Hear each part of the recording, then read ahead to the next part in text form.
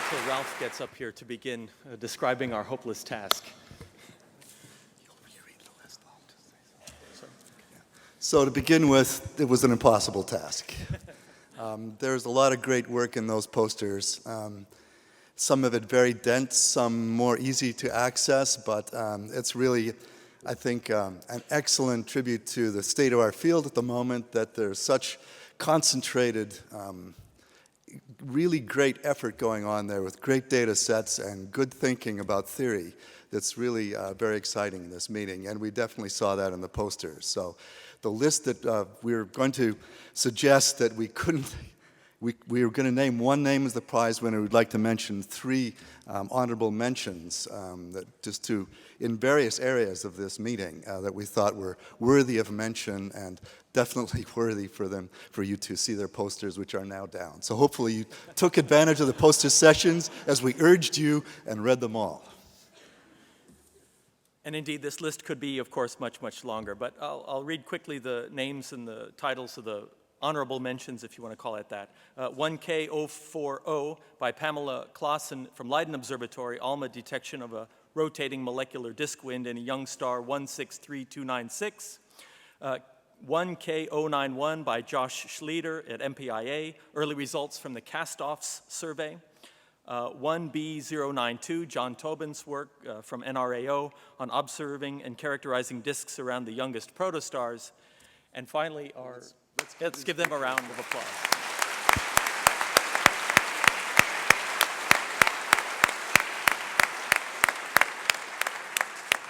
And you'll have to hunt those authors down to find them. As Ralph said, the posters are now down. But we'd like to introduce our winner and present the prize for the poster. 1S036, Alvaro Hacar from the University of Vienna, cores, filaments, and bundles, hierarchical core formation in the B213 filament in Taurus.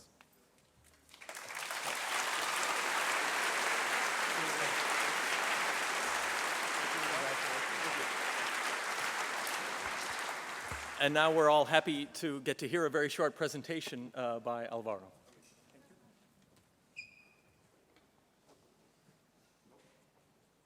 So first of all, I would like to thank the organizers for first selecting this poster for the poster prize. I saw a lot of amazing results in this meeting, so it's an honor to me to stay here and present our work on the study of the dense core formation in molecular clouds, particularly in Taurus.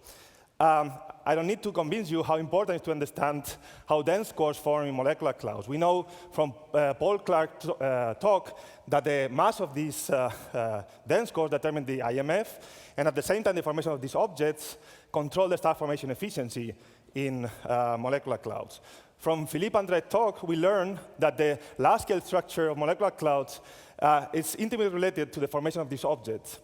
However, still unclear how the gas in molecular clouds condense and form filaments, the large-scale structure in filaments, and condense to form these cores, and finally, and eventually form the stars inside the molecular clouds. To address this particular question, we study one of the most prominent star-forming filaments in nearby molecular clouds, called B213 in Taurus. You can see this filament here. It's a really massive object, so 700 solar masses, 10 parsec length, and it's forming, or has formed, around 40 young stellar objects within the last million years, and now it's forming a new generation of stars, 20 dense cores in different evolutionary stages. We studied this object using a slightly different approach than previous studies. Particularly compared to Herschel, we studied this filament using information, or the kinematic information provided by large-scale millimeter line observations. We took large-scale maps, and we have around 23,000 spectra per molecule to understand how the kinematics connect from the small scales to the large scales in this object. Let me bring your attention to the central part of this filament, which has been presented by Philippe André in his talk, just to illustrate our results. What you can see here is that this filament has more or less a simple geometrical structure. What one could naively expect when you are analyzing the kinematics is that since it's simple in terms of the geometry, you would expect a simple kinematic structure. What we observe is completely the opposite. This filament presents extremely complex kinematic structure, and this is illustrated in this figure. You see this is the central part of this B211, 213, and you observe the spectra, so in blue in C18O, you can see that there is a large fraction of spectra with multiple components. If you follow these components along the map, you can see how these components shift in velocity, how they change in intensity. Sometimes they disappear, sometimes they appear again. We find 2 components, we find 3 components. We find up to 5 different velocity components along the line of sight. What is interesting is that when we observe the dense gas, the N2H plus in red here is always associated to one of these components. It's never outside, it's never in the middle, always associated to one of these components. We think that that means that each of these components evolve independently and condense to form this dense gas. This is what we need to understand from filaments, particularly because we know now that this is a characteristic of many other filaments. And there was another interesting poster on infrared dark clouds showing exactly the same behavior. So we need to understand this complexity. For that, we developed a new analysis technique.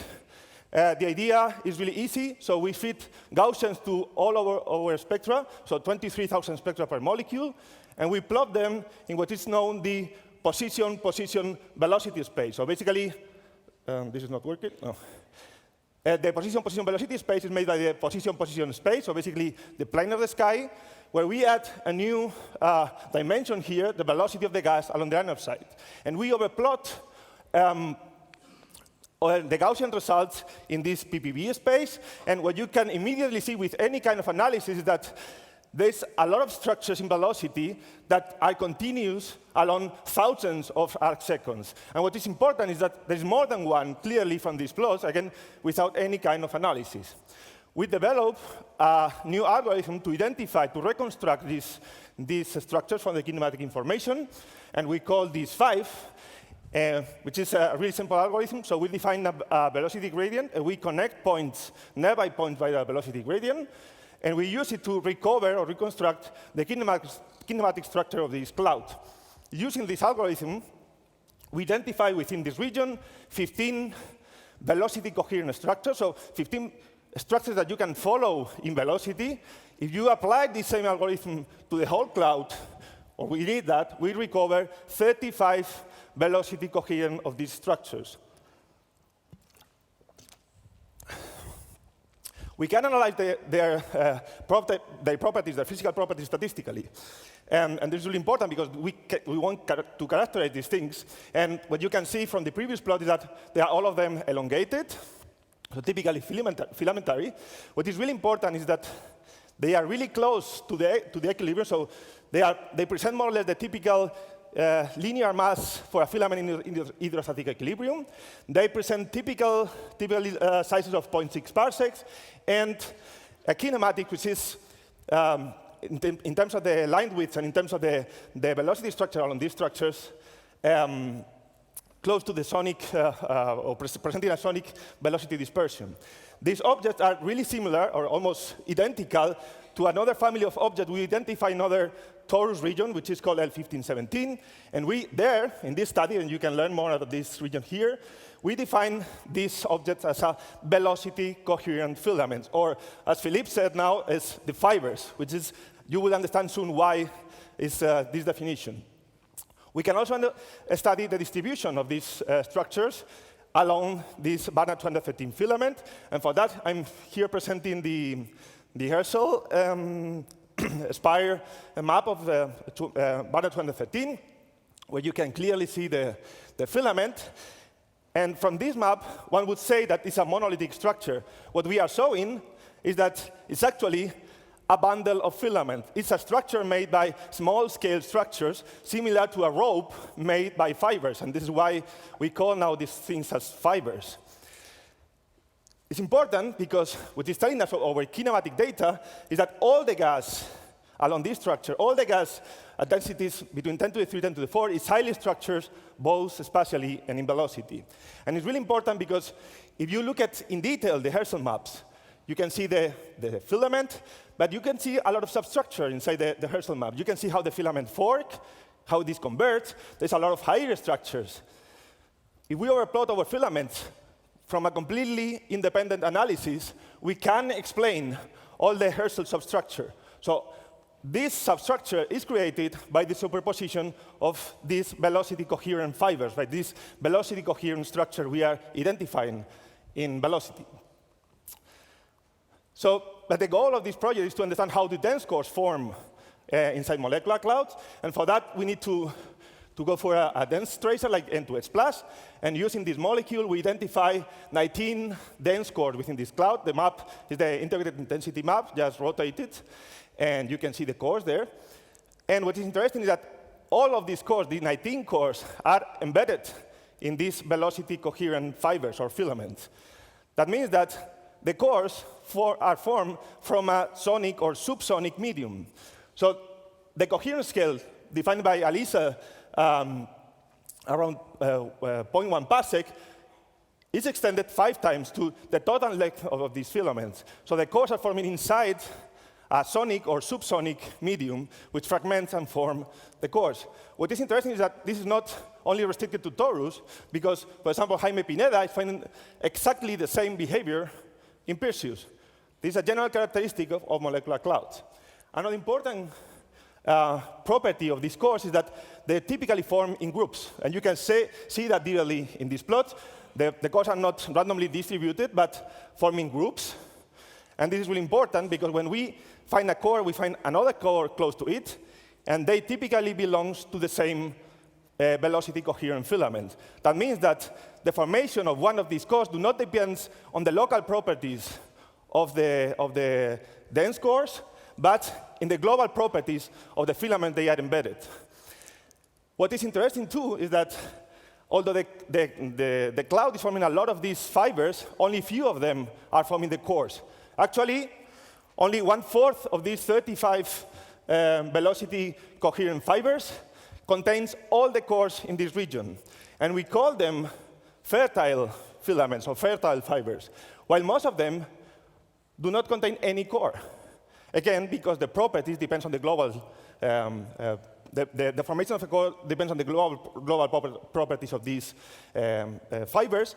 And we can start seeing why so, because we compare the linear mass of these filaments. As I said before, they are on average close to the equilibrium, but these fertile filaments are slightly above this critical value, while the sterile filaments are slightly below of this value.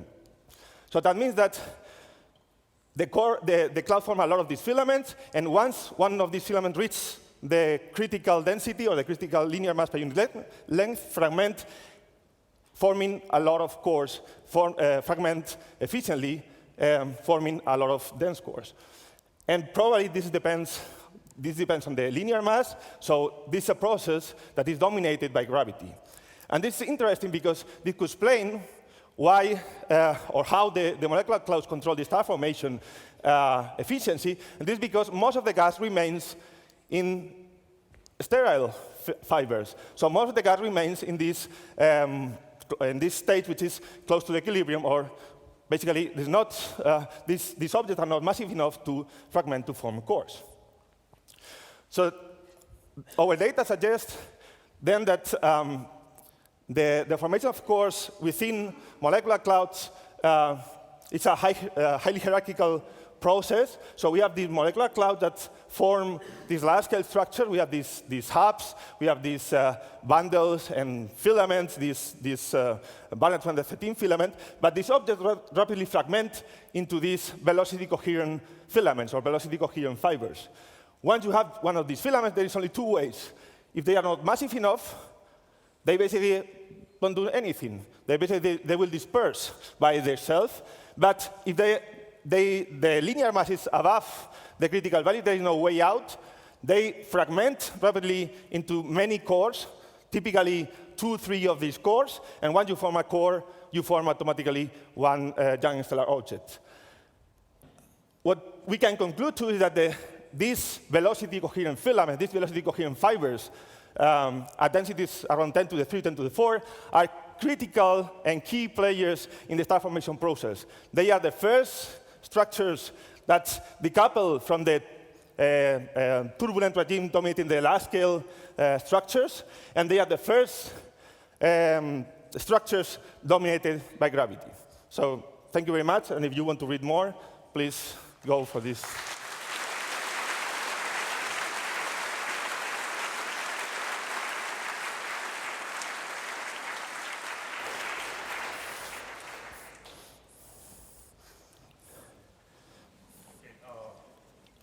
If you have a few questions, welcome.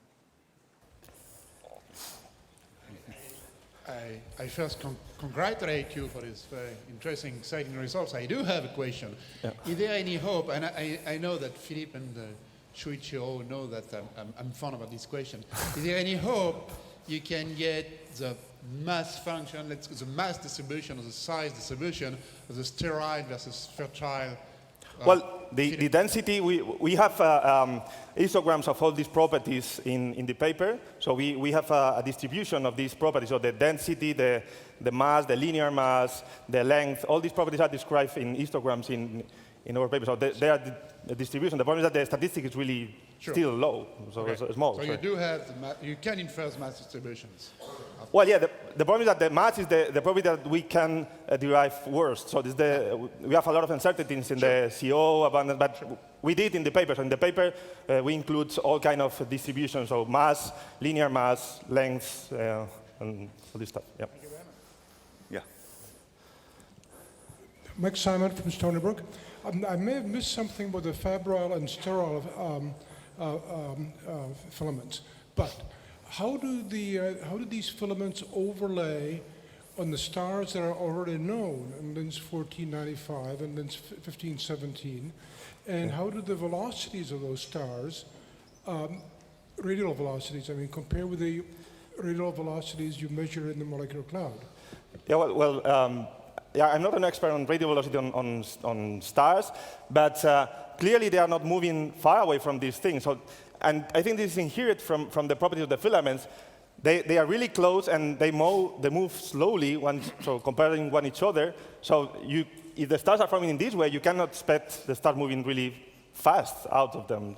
And actually, we find all the class 3 stars forming chains of stars, so similar to chains of cores, but now chains of stars really close to those regions which are forming cores now. So, okay, but what I'm driving at is if you were to overlay the stars on that beautiful filamentary structure, would they lie along it? And you see, the reason why I'm asking this is because their VLBA measurements, I know in LINS 1495, there are 2 of the stars in it. I mean, we know the distance to those stars. Yeah. So and they are embedded in this cloud. So the stars are there, and yeah, we could derive this, but we have only a few points from VLBA observation. So yep. Upset. Hi, I'm John Tobin, NRAO. I'm wondering if the structure of the cores forming into filaments, do they inherit that filamentary structure that they are embedded in? Yeah, this is exactly what we are saying here. So these points contain N2H+ points. So we have, I should go back to the first image. So you see this chain of 4 cores. This corresponds to this velocity component.